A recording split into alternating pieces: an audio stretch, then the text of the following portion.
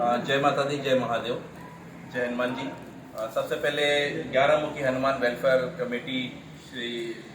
कालका माँ सेवा समाज, युग सेवा समाज, इन सब के जो है शुक्रगुजार है, इन सब पे धन्यवाद करते हैं कि 16 तारीख को जिस दिन हनुमान जी का जन्मदिन था, उस दिन इत्तेफाक की बात है कुछ लोग शायद किसी न किसी जगह पर मसरूफियत होने की वजह से, जैसे मेरे साले की एक डेथ हो गई थी इनके इलाके भी, तो इस वजह से मैं टाइम पर वहाँ पर नहीं पहुँच पाया। लेकिन फिर भी इन लोगों का इतना प्रेम है कि ये शील्ड्स वगैरह जो कि आप लोग देख रहे हैं, और हमारे परवेज भाई जो आपको कैमरे के माध्यम से दिखा रहे हैं कि शील्ड लेकर आज यहाँ पर आए हैं उस जगह पर जहाँ पर इस सारी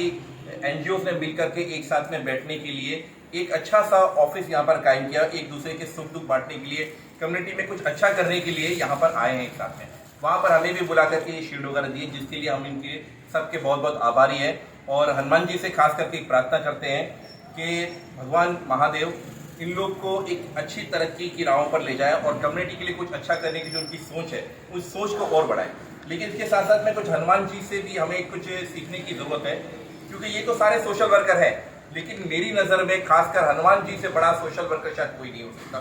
क्योंकि हनुमान जी ने जितने कार्यक्रम किए बिन स्वार्थ किए,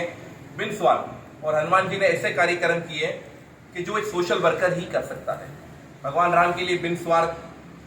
सागर से लेकर तो लंका तक पहुंच गए। अगर कुछ शायद हम जैसा कोई लोग होता तो वो अपनी बड़ाई करते, लेकिन हनुमान जी ने कहीं पर भी किसी भी प्रकार की कोई बड़ाई नहीं की, बल्कि सिर्फ अपना कार्यक्रम पर ही ध्यान दिया।